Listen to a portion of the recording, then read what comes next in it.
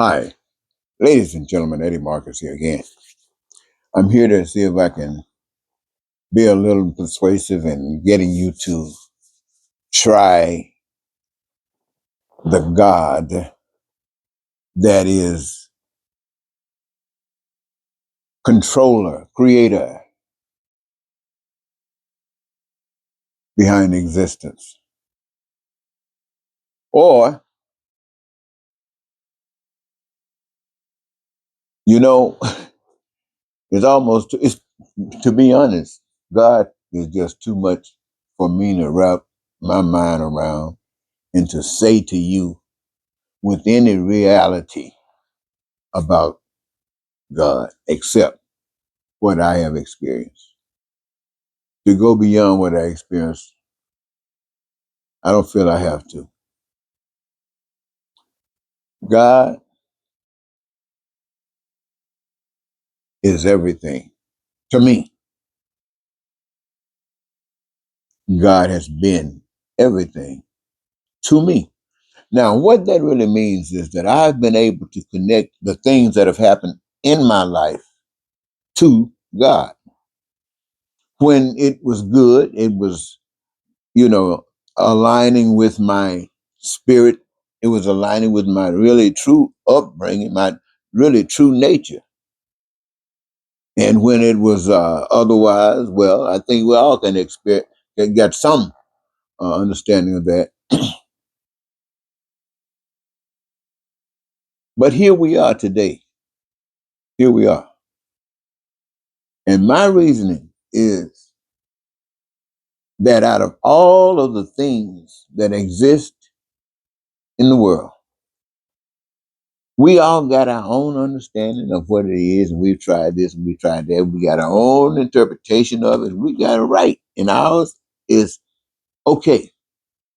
It is as okay as any. I'm sure they're as different as any, from up here all the way down. But every last one of them have equal right to exist. Why? Because they are real. Whether we like it or not, they are real. And really passing a law doesn't fix a problem. What passing a law does, it says that you don't know what to do and you're trying to buy you some time. Maybe. You see, that's all it is. When we have problems, it's just something to get your attention and say, you need to go to the doctor. You need to fix this. You need to fix this. And getting you a senator, or getting you a judge, somebody that's going to go along with you, doesn't fix a thing, but just go along with you to aid the system that is employed against the people to keep them messed up. The world, that's the way it is, ladies and gentlemen.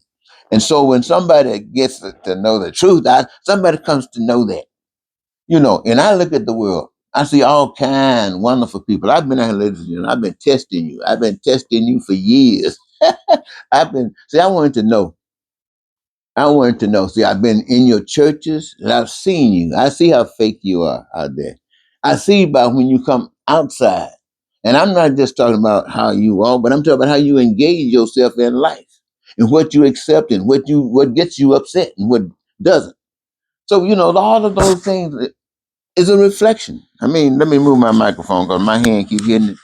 Oh, and yeah. Anyway, yeah, that's good. Anyway, so what I've been given to say, because I know I'm a social scientist on the one hand, but on the other hand, I guess I'm a natural child of the creator because I care about you. I'm telling you. Now look, have I taken advantage of you? Of course I have. Why? Crazy situations, but I haven't taken advantage of you in a way that I'm ashamed of. But I have taken advantage of you in ways that I would rather not to have done. But in order for me not to have done, there would have to been something else there to take care of that, and there wasn't. And see, that's the thing that's so disturbing. When you don't care, it's like all of the hate that we have in America today, all of the racism, all of the bigotry, all of the prejudiceness, all the supremacist stuff. It's always been here, but they pass laws, some kind of laws, to push it under the rug, to push it under the couches, act like it wasn't there for a while. It was there all the time. And you know it was there all the time because the society wasn't getting any better. You know, people still had problems with their education and healthcare, jobs and careers, and having enough income to do the kinds of things that they required to do. They still existed. And then all of a sudden, when the people just rejected God to the extent because God gave the people an opportunity to change their minds, even though they were going to church. And the churches weren't saying this, but the message came through politicians who God had put out there. Poor people. God, see, they looking for rich people. Who got the money? Who can bag somebody up? That's what they're looking for. God said a poor nigga out there didn't have a cent. And I picked up a flyer the other evening. It had me a picture of my wife and myself and my baby boy at that time. It was on it. And there was a print from the library or something like that that was copied, and copied. And this was really the expression. It represented the poverty level that I came. I came with the truth from a person who then couldn't have, and nobody picked it up. I had to run as a right end. Nobody picked it up. But you know what? I did because the spirit of life, the spirit of love say do it. So I did it. So I know you. You can't come to me talking about that yank yank. I was out there. I offered you the absolute truth as I do today. But I'm not, didn't nobody get upset. But then Donald Trump came along. And when Donald Trump came along, that was an expression of how low you had reduced yourselves. You had reduced yourselves to the level that you were there so far away from the truth and so far away from what's right till you couldn't prevent Donald Trump from coming on the scene. And when Donald Trump came on the scene, all the ugliness, he said, oh, ugliness, come out. Come on out, ugliness. Come on, come on, come on. And ugliness said, what? What? And all of a sudden, ugliness came out. And man, has ugliness shown itself. I mean, it's running all over town. Evil, I'm talking about, ladies and gentlemen. Now, what's being done about it? People are going to court having this. Some cases are being put on the side. People are getting abused over here. They might make a little move over here, maybe a little progress. You think you're getting somewhere. You ain't getting nowhere. Look here. No, see, I'm laughing. I'm laughing because I found out that you really don't know. You really don't know. See, the answer is ain't but one way. Yeah, ain't but one way, baby girl, baby boy. Ain't but one way. You got to do it right. And what does that mean? That means you got to consider every human being on the face of the earth, not just America, but every human being on the face of the earth. And it's simple. What you would for yourself is what you would for everybody else. And you won't knock anything down because the Heavenly Father, Lord, don't get me to going, has given us all of the resources free. All of the resources free. And that system out there, it's set up. It's been here all the time. They were benefited from it. They kept it going. They take all of God's resources. Then all of a sudden, we don't have the liberty of choosing what we really want to do. We choose what they what causes us to gravitate toward by putting a higher salary. So we go for the salary just to get that money so we can try to do some things to live. And God made it possible that we can live, my God. And the devil could have stole everything. Everything. I mean, we can really be living heaven. Mansions. You talking about mansions? Who talking about going to a mansion? We got the opportunity to create mansions everywhere, wherever they're needed, wherever they're wanted, wherever they're desired. We got that opportunity. My God, and the resources, they ain't going nowhere when God running the show. Don't worry about somebody telling me something running out. No, you just do what is right. My friend, you do what's right, you can't lose. Can't lose. And don't get hung up because there's something out there that try to grab you, try to take you away, but you gotta do. See, this is what's good. This is what makes the difference. As long as you're trying to do what God wants done, you consider everybody. That is key. You got to consider God is God of everybody. Black folks and white folks, men and women, straight and gay. God is the father or the mother, the creator of every last one of us. And God ain't like us. We got our picks, got our peas. No. God cares about every last one of us. And the key is for us to know that and act like God. See there? That's what it's all about. To know that and to act like God. Now, what's that? First of all, it's not condemning you. No. It's not condemning you. It's condemning that which causes pain and suffering. That we know, that we don't want for ourselves. That means nobody wants it. Now, when you know that kind of stuff, why you not talking about that and stuff inside of Sunday school? That's the kind of stuff that we need to know. They got this brother over in Africa, Abraham, oh man, Abraham, oh man, you know what I'm talking about, the African brother that's over in Africa. Everybody's always on YouTube and they're talking about the changes that Africa is going through and how he's standing up and giving excellent representation in Africa. Uh, anyway, and I'm sure there are people all over the globe doing stuff like that. We got brother Farrakhan in the United States. Farrakhan's been out here for a long time. And Farrakhan is going at it. And I'm sure there are other people that I don't even know of right now going at it. And right now, those guys, every last one of them are feeling like they are the ones that are being called, being chosen to do what they've been given to do.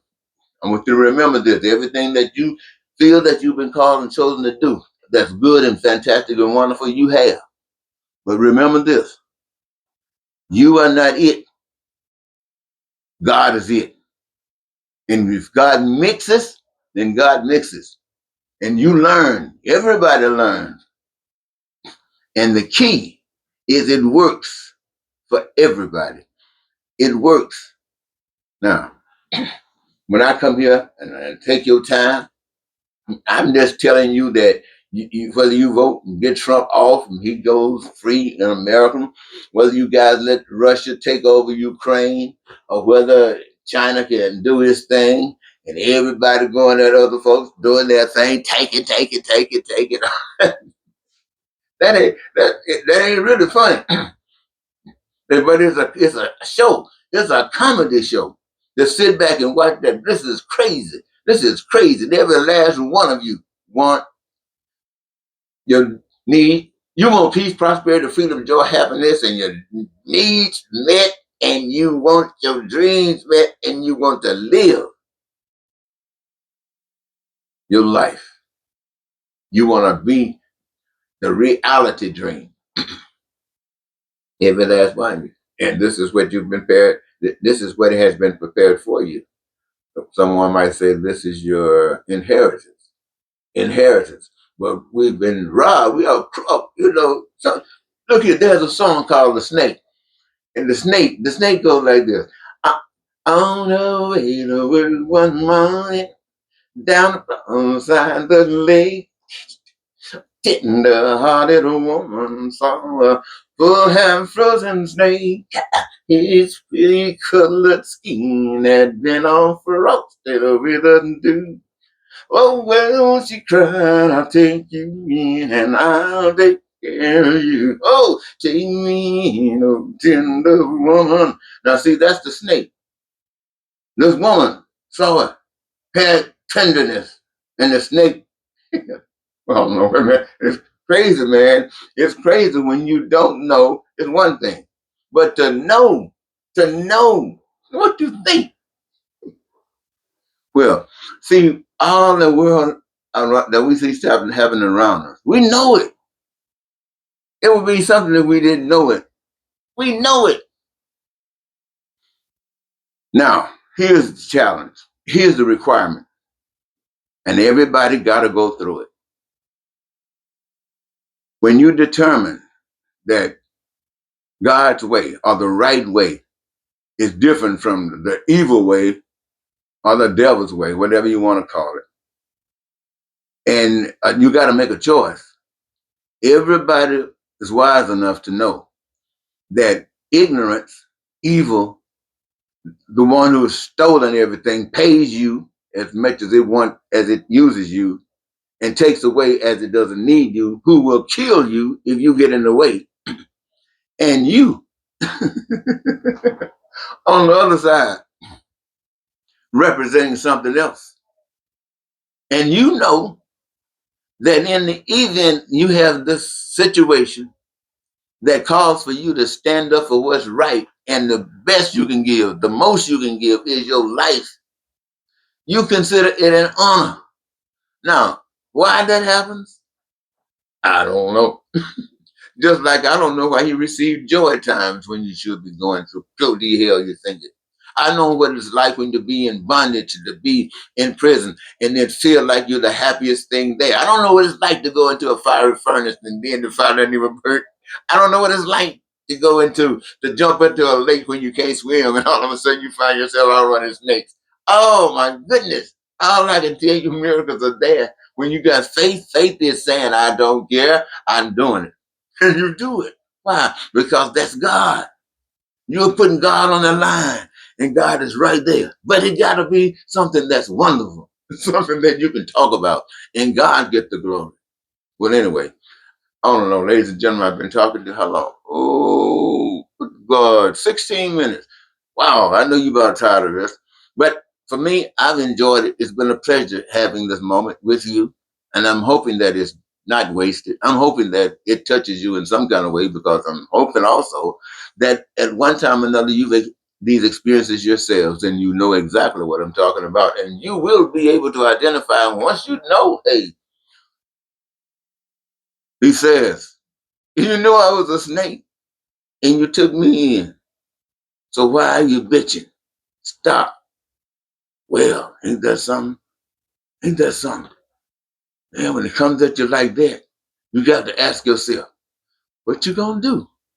What you gonna do now? Bye-bye.